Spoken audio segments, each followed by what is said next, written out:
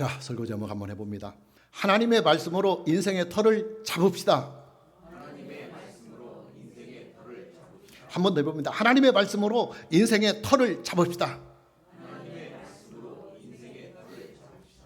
오늘은 주어진 본문의 말씀을 통해서 하나님의 말씀으로 인생의 털을 잡고 살아가는 사람이 얻고 누리게 되는 형통의 복을 말씀으로 함께 만나보려고 합니다. 여러분, 하나님의 말씀은요 반드시 이루어집니다.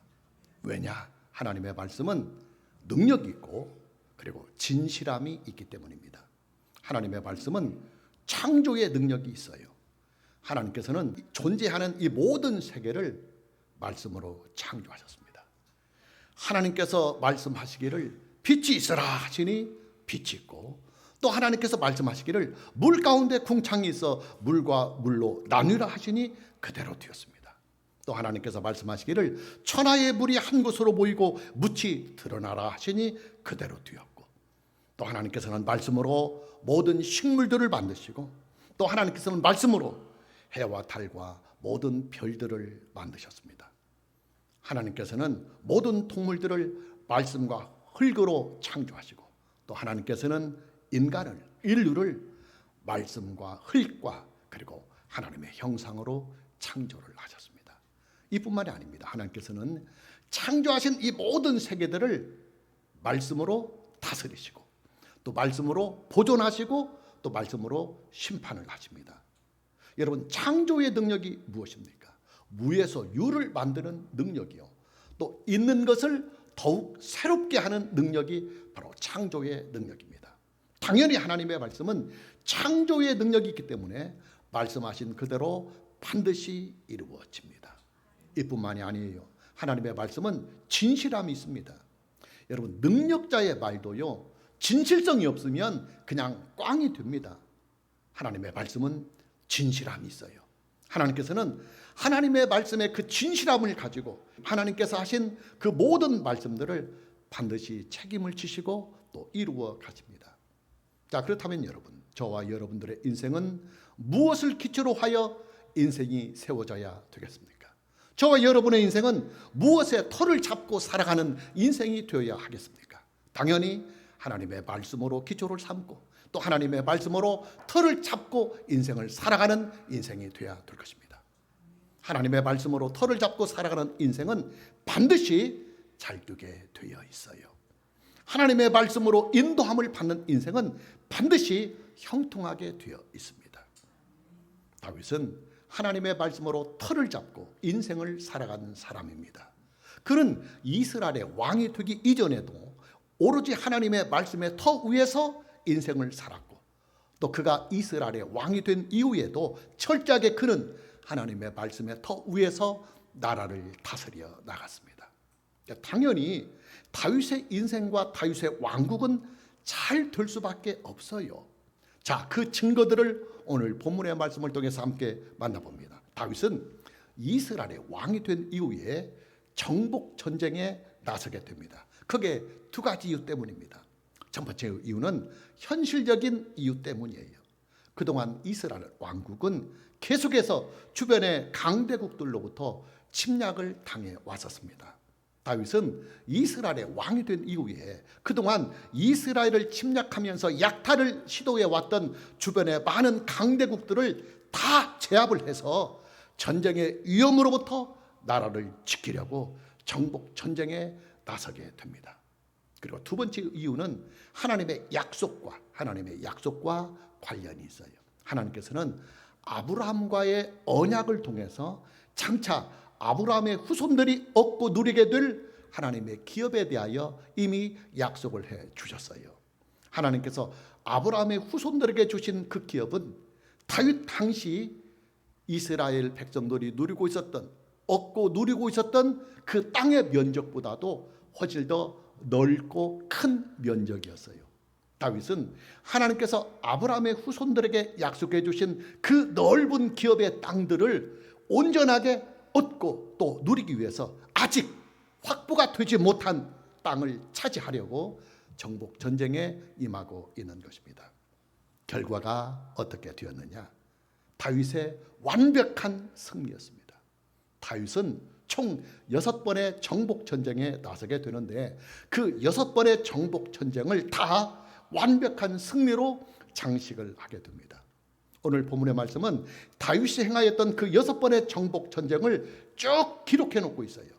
다윗은 가장 먼저 블레셋을 쳐서 항복을 받아내고 블레셋의 수도와 그 중심부를 차지하게 됩니다. 본문 1절 말씀을 보면 그 후에 다윗이 블레셋 사람들을 쳐서 항복을 받고 블레셋 사람들의 손에서 메덱 암마를 빼앗았다고 소개하고 있습니다. 블레셋은 이스라엘을 가장 많이 괴롭힌 나라입니다. 사사시대로부터 사울왕 시대 그리고 다윗왕 시대까지 블레셋은 수차례나 걸쳐서 이스라엘을 계속 침공해 왔고 약탈해 갔었습니다. 다윗과 골리앗의 싸움으로 잘 알려져 있는 그 골리앗도 바로 블레셋 군대의 장군이었습니다. 다윗은 이스라엘의 왕이 된 이후에 수시로 이스라엘을 침공해서 약탈과 방화를 일삼고 있는 블레셋을 정복하기 위해서 블레셋을 공격합니다. 그리고 블레셋의 수도인 가드를 포함해서 블레셋의 주요 5대 도시를 다 함락을 하고 블레셋의 왕으로부터 드디어 항복을 받아내게 됩니다. 성경학자들은 본문 1절 말씀에 나오는 메덱 암마라고 하는 이 말씀을 블레셋의 수도인 가드를 포함해서 블레셋을 이루고 있는 가장 중요한 5대 도시 국가를 일컫는 말이라고 해석을 하고 있습니다. 다윗은 다시 제2차의 정복전쟁에 나섭니다.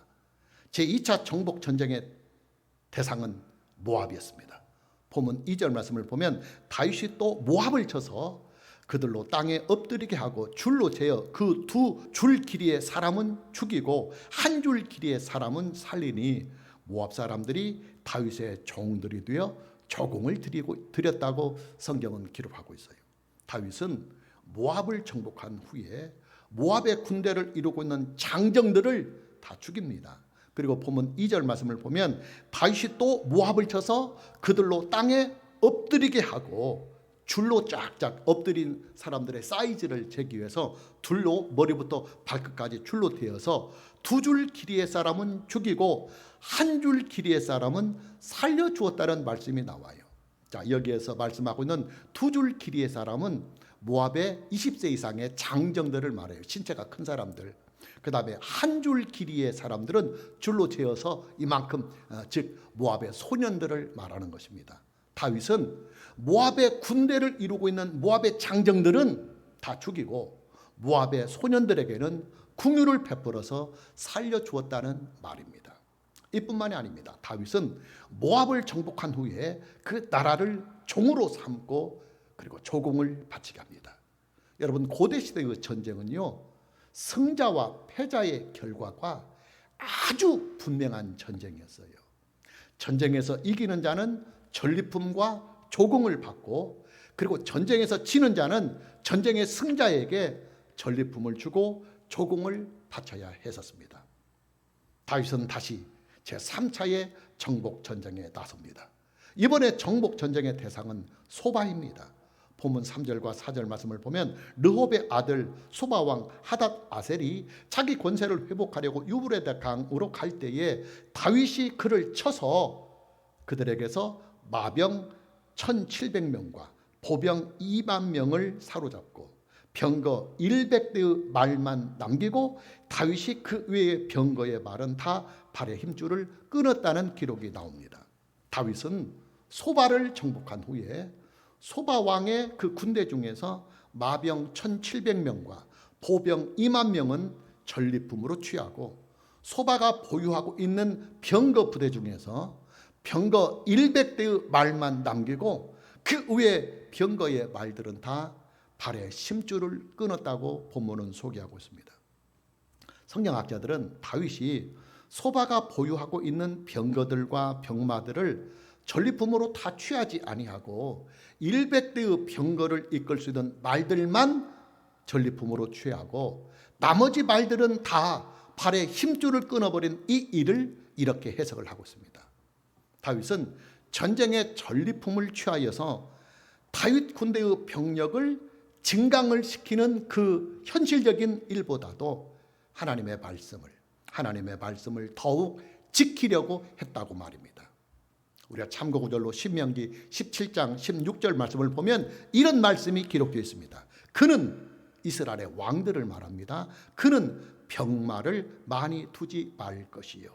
하나님께서는 이스라엘의 왕들이 하나님의 말씀을 의지하지 아니하고 그들의 군대만을 의지하는 것을 방지하기 위해서 모세의 율법을 통해서 이런 명령을 하셨습니다. 자, 이스라엘의 모든 왕들은 앞으로 병마를 많이 두어서는 안 된다 하고 말입니다. 무슨 말이냐? 다윗은 소바의 많은 병마들을 전리품으로 취하는 현실적인 이득보다도 하나님의 말씀을 더욱 믿고 의지하며 순종하였다는 말입니다. 이뿐만이 아닙니다. 다윗은 내친 김에 소바와 이웃을 하고 있는 다메섹도 정복을 합니다. 다윗은 다메섹을 공격해서 다메섹의 군대 중에서 2만 2천 명의 군대를 죽이고 또 다메섹에 다윗 군대의 수비대를 두어서 다메섹이 이스라엘을 침략하지 못하도록 아예 두터운 방어벽까지 딱 쳐놓습니다. 그리고 다윗은 다시 제4차와 제5차의 정복전쟁을 통해서 금으로 만든 방패들과 많은 놋들을 취하게 되는데 이 전리품들은 나중에 다 그의 아들 솔로몬이 하나님의 전을 건축하는 일에 요긴하게 사용할 수 있도록 하나님의 곳간에 다 저장을 해놓습니다. 그리고 다윗은 다시 제6차의 정복전쟁에 다시 나서게 됩니다. 다윗은 이 6차의 정복전쟁을 통해서 에돔을 정복합니다. 그리고 에돔의 군대 18,000명을 죽이고 에돔 땅에 다윗의 수비대를 두어서 에돔이 이스라엘을 다시는 쳐들어오지 못하도록 방어벽을 두텁게 딱 쳐놓습니다. 자, 중요한 것은 다윗의 이 모든 승리의 배경에는 하나님께서 다윗과 함께 하시는 은혜가 있었다고 하는 이 사실에 있습니다. 본문 6절 말씀에 보면 다윗이 어디로 가든지 여호와께서 이기게 하셨다는 말씀이 나와요. 그리고 다시 본문 14절 말씀에도 다윗이 어디로 가든지 여호와께서 이기게 하셨더라고 분명히 성경은 기록하고 있어요. 여러분, 성경은요 다윗의 6번의 정복 전쟁의 승리의 비결을 다윗의 지략이나 아니면 다윗 군대의 용맹에 두지 아니하고 오직 하나님께 승리의 원인을, 승리의 결과를 돌리고 있습니다. 다윗이 어디로 가든지 무슨 전쟁, 어떤 전쟁을 하든지 하나님께서 함께 하심으로 다윗이 하는 이 모든 6번의 정복 전쟁을 여호와께서 다 이기게 하셨다. 이렇게 성경은 기록하고 있습니다. 우리는 지난 시간에 이런 말씀을 만났어요. 다윗의 인생 그리고 다윗의 왕국은 형통하였는데 그 형통의 비결이 어디에 있었느냐면 하나님께서 다윗과 함께 하셨기 때문에 그의 인생과 그의 왕국이 형통하였다고 우리는 이미 지난 본문의 말씀을 통해서 만났었습니다. 형통이라고 하는 것은 무슨 일을 하든지 잘 풀리고 어디로 가든지 잘 된다는 말입니다. 그리고 그런 다윗의 형통의 복이 다윗의 6번의 정복 전쟁을 통해서도 그대로 나타나고 있는 것입니다. 다윗은 어디로 가든지 항상 이겼어요. 다윗은 어느 나라, 어느 군대와 싸우든 항상 이겼습니다. 다윗의 그 승리의 비결이 어디에 있었느냐? 하나님께서 다윗과 함께 하심에 다윗의 인생이 형통한 인생이 되었기 때문에 그 형통한 인생은 가는 대로 잘 달리고 하는 일이 다 잘 될 수밖에 없기 때문에 다윗의 6번의 이 정복 전쟁이 다 하나님의 은혜 가운데 승리하게 되었다 그 말이에요. 여러분, 다윗은요 인간적으로 그리고 그 시대의 통념상으로 봤을 때 그는 왕이 될 수 없는 사람이었어요. 우리가 알다시피 왕정 국가에서는 왕권이 세습이 돼요. 그러나 다윗은 이스라엘의 제1대 왕, 초대 왕, 건국 왕인 사울 왕가의 아들이 아니에요.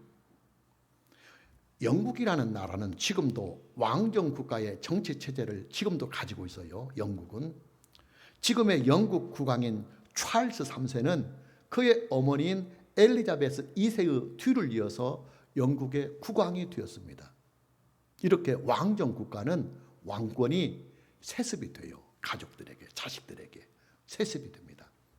다윗은 사울 왕가의 사람이 아니기 때문에 사울왕으로부터 시작이 된 이스라엘 왕국의 왕이 될 수 없는 인물입니다. 이뿐만이 아니에요. 다윗은 그의 아버지의 양들을 지키는 평범한 목동이었습니다. 그런 그가 어떻게 이스라엘의 왕이 될 수가 있었느냐? 하나님께서 다윗과 함께 하셨기 때문입니다. 하나님께서 다윗과 늘, 그리고 항상, 그리고 언제나, 그리고 어디서나 함께 하시니까 다윗은 형통한 자가 되어서 만사가 다, 가는 길이 다, 하는 일이 다 형통할 수밖에 없었노라고 성경은 말씀하고 있는 것입니다. 물론 다윗의 인생에 고난과 시련이 없었던 것은 아니에요. 다윗은 유다 지파의 왕이 되기 이전에도 적어도 7년 이상의 세월을 도망자의 삶을 살아야 했었습니다. 그리고 유다 지파의 왕이 된 이후에도 그는 7년 동안 내전을 겪으면서 많은 시련과 그리고 많은 고난을 겪었던 사람이에요.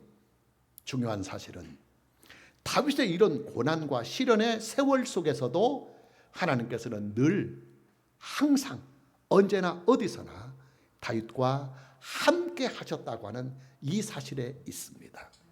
여러분, 성도들이 크게 오해를 하고 있는 부분이 있어요. 우리가 잘 나갈 때는 하나님께서 나와 함께 하시기 때문에 잘 둔다고 생각을 합니다. 그러나 우리가 고난을 만나고 역경을 만나고 질병을 만나고 사고를 만나고 위험을 만나고 큰 위기를 만나면 하나님이 나를 떠나버리셨기 때문에, 하나님이 나를 버리셨기 때문에 내가 이렇게 어려운 인생과 고통을 사노라고 그렇게 토로를 하는 신앙을 가지고 있어요. 그러나 여러분, 우리가 하나님의 자녀가 맞다고 한다면 우리가 잘 될 때만 하나님은 우리와 함께 하시는 것이 아니라 우리의 고난 속에서도, 우리의 시련 속에서도, 우리가 쓰러지고 넘어지고 자빠지고, 심지어 우리가 잘못하고 범죄해서 크게 위험에 처해 있고 위기의 상황에 있을지라도 하나님은 우리가 살아가는 인생의 현장 속에, 그리고 나와 함께 늘 함께 하십니다. 그리고 그 모든 고난과 시련을 합력하여, 내가 겪었던 그 모든 아픔과 눈물을 다 합력하여 하나님의 선하시고 의로운 뜻을 반드시 이루십니다. 그러기에 다윗이 겪었던 그 모든 고난과 시련의 세월들은 다 다윗에게 오히려 유익이 되고 그리고 축복이 될 수밖에 없었던 것입니다.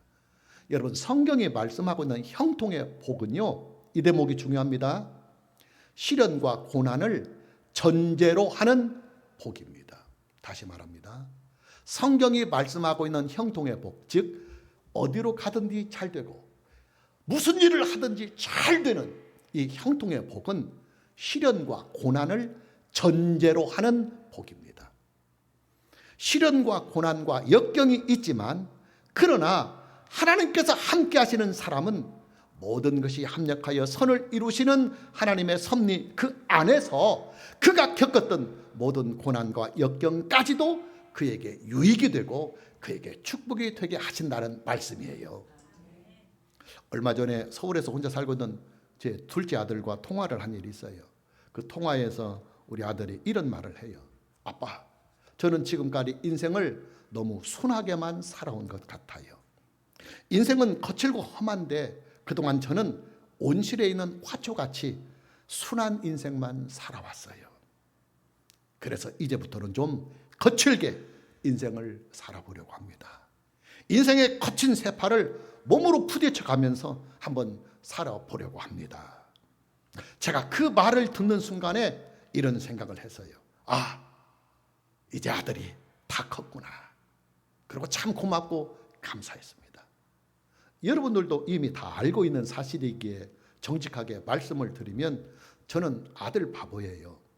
솔직히 저는요, 아들들이 고생을 하며 살아가는 것이 싫은 사람이에요. 저는 두 아들들이 고생을 하면서 살아가는 것에 대하여 싫은 사람이에요.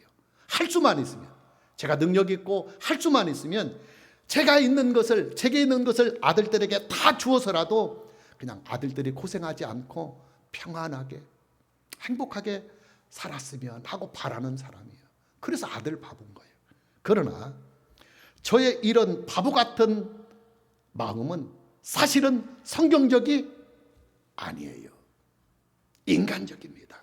그리고 아들에게 유익이 되지 못하고 그리고 축복이 되지 못합니다. 왜냐? 아들들은 아들들의 인생이 따로 존재하기 때문이에요. 그리고 그 아들들의 그런 인생은 그 아들들 스스로가 헤쳐나가야 하기 때문입니다. 여러분, 하나님께서는요, 하나님의 자녀가 된 저와 여러분의 인생을, 이 대목이 아주 중요합니다, 온실에 있는 화초처럼 키우지 아니하시고 야생의 상태에서, 이 부분이 굉장히 중요해요. 제가 이 단어를 끄집어내고 설교를 준비하면서 이 단어를 끄집어내면서 하나님께 정말 감사했어요. 이 단어 정말 적절한 단어다. 여러분, 하나님께서는 우리를 온실에 있는 화초처럼 키우지 아니하시고 야생의 상태에서 돌보아 주십니다. 아주 중요한 말입니다. 하나님께서 능력이 부족해서 그렇게 하시는 것이 아니에요. 우리가 살아가고 있는 우리의 인생의 삶의 현장이 온실이 아니고 야생의 상태에 있기 때문에 우리를 온실에 있는 화초처럼 우리를 돌보시면 우리는 그 험한 야생의 인생에서 다 밟히고 쓰러져 죽을 수밖에 없어요.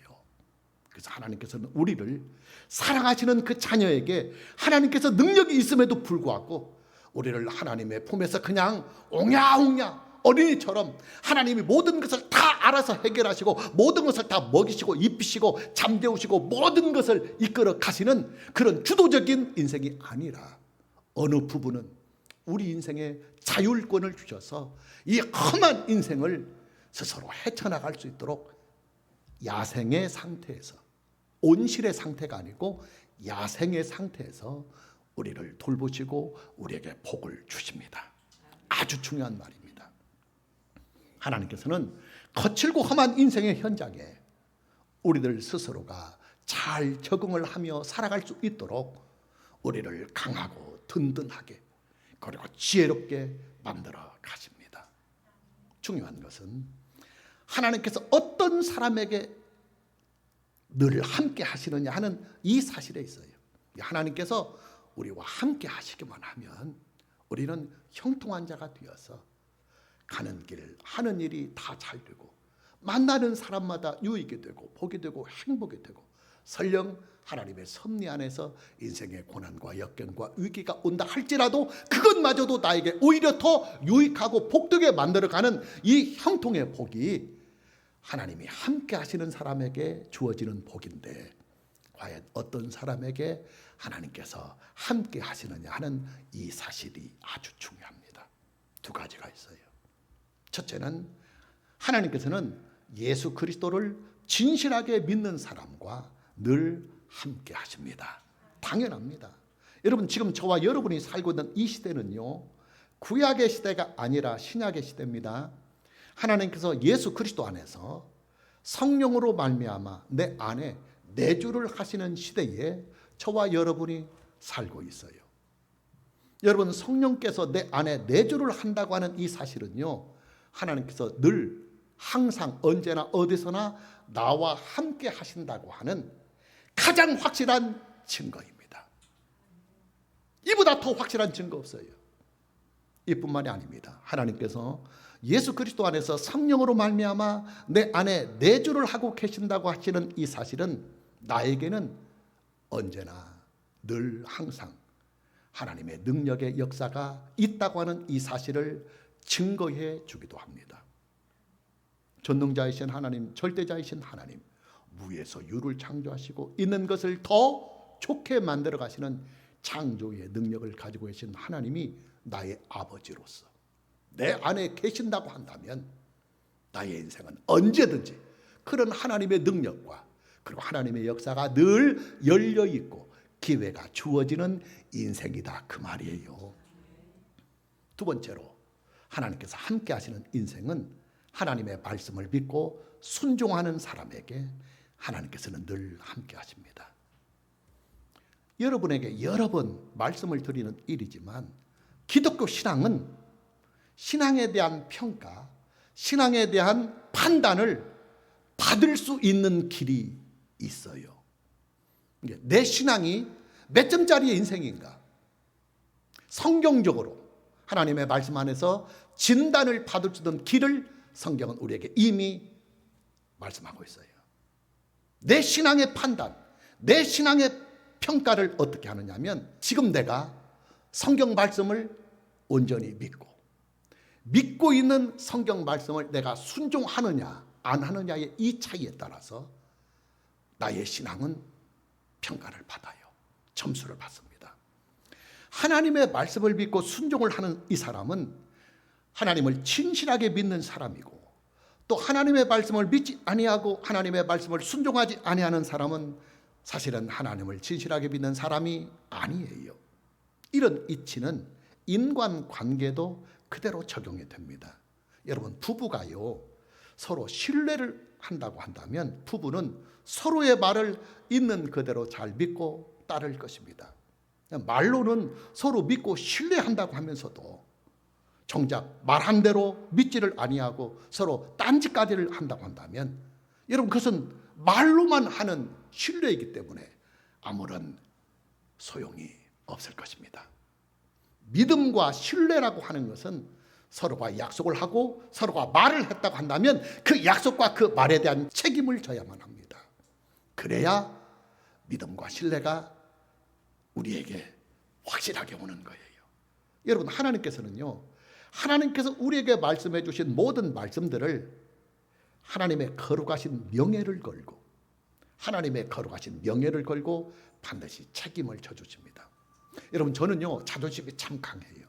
엄청 강합니다. 여러분이 생각하는 것보다 훨씬 더 강합니다. 그런데 이 자존심 때문에 제가 손해를 보는 일이 많아요. 지금까지 살아온 인생에서 예를 들어서 누구에게 조금 어려운 부탁을 경제적으로 했을 때, 그거 내가 몇 월 며칠까지 해줄게, 약속을 했다고 한다면 저는 그 약속을 지켜요. 빚을 내서라도.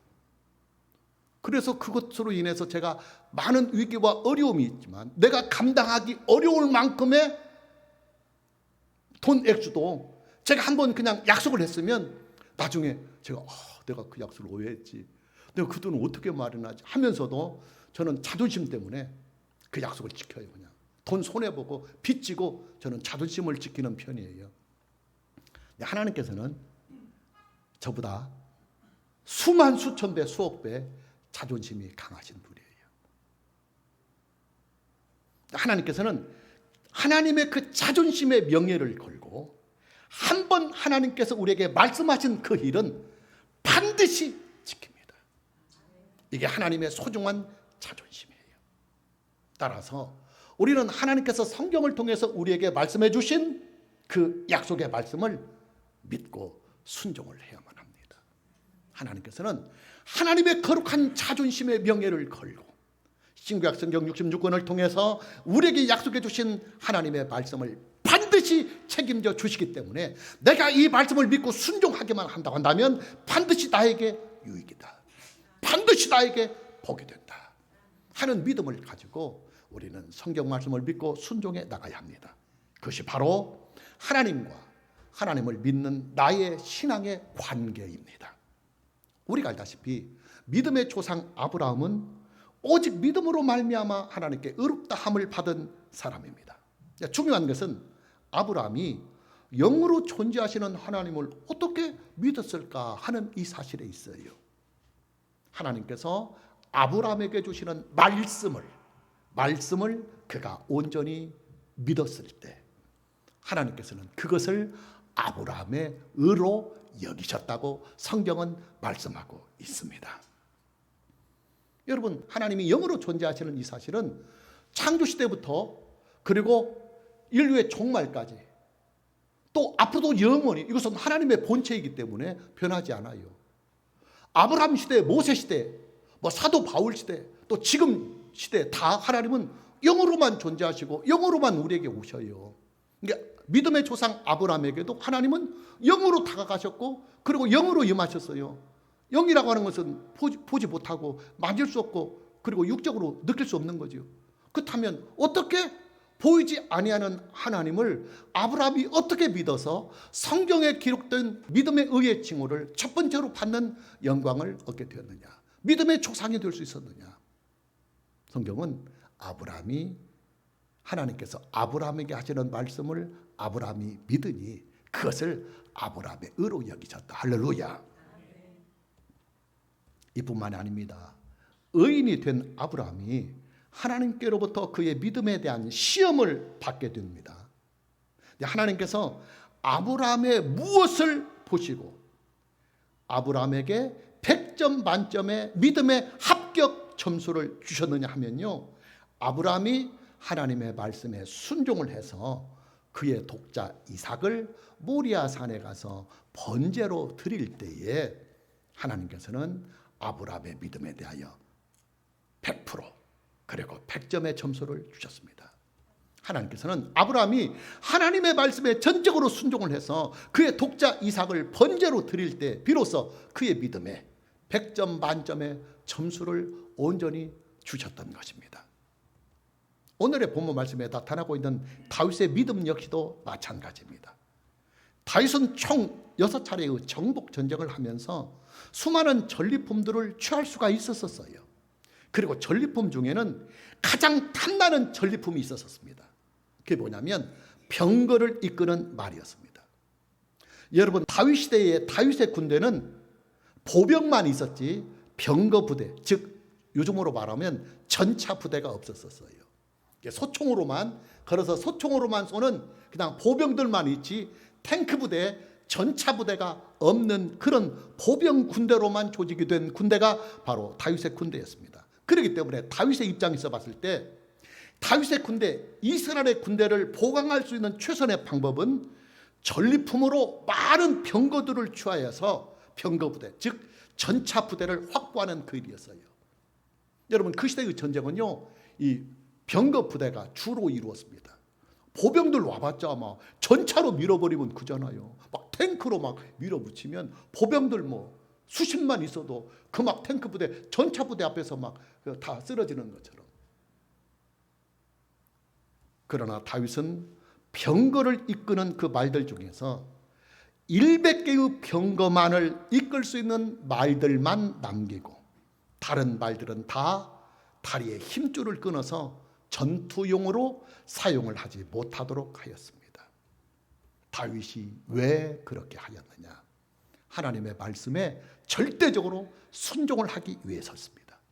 다윗은 다윗의 군대를 능력 있는 군대로 키우는 그 일보다도 하나님의 말씀을 더욱 믿고 의지하는 그 일을 선택했습니다. 하나님께서 모세의 율법을 통해서 이스라엘의 모든 왕들은 병거를 많이 두어서는 안 된다. 너희들이 병거를 많이 두면 군대를 의지하고 나를 떠날 것이다. 그러니 너희들이 나를 의지하고 내 말씀을 의지하게 하기 위하여 너희들은 병거를 많이 두어서는 안 된다고 강력하게 명령을 하셨는데 다윗은 하나님의 그 말씀을, 하나님의 그 명령을 온전히 순종했습니다. 여러분, 하나님께서는요, 아브라함이나 다윗처럼 하나님의 말씀을 전적으로 믿고 하나님의 말씀에 순종하는 그 사람과 늘 함께 하십니다. 이것이 바로 다윗이 형통한 비결이 되는 것이고 아브라함이 형통한 비결이 되는 것이고 요셉이 형통한 비결이 되는 것이고 신구약 성경 66권이 말씀하고 있는 형통의 비결이기도 합니다. 마무리합니다. 여러분, 오늘 저와 여러분이 함께 만나고 있는 이 성경 말씀은요, 하나님께서 오늘 저와 여러분에게 주시는 하나님의 말씀입니다. 하나님께서 오늘 저와 여러분들에게 이 말씀을 주신 이유는 이 말씀을 믿고 순종하면 너도 아브라함처럼 요셉처럼 그리고 다윗처럼 형통한 인생을 살아갈 수 있느니라. 우리에게 이 형통의 복을 주시기 위해서 이 말씀을 주셨습니다. 우리가 이 말씀을 믿고 순종을 하면 우리 인생은 반드시 형통합니다. 그리고 반드시 잘 됩니다. 오늘 저와 여러분 모두에게 하나님의 기록된 말씀인 신구약 성경 66권의 이 말씀을 믿고 잘 순종을 해서 우리가 살아갈 모든 인생을 형통한 인생으로, 그리고 이 형통한 인생을 우리가 사랑하는 우리의 자녀들, 우리의 후대들에게 믿음의 유산으로 물려줄 수 있는 이 복이 있기를 주님의 이름으로 축복합니다. 찬양합니다.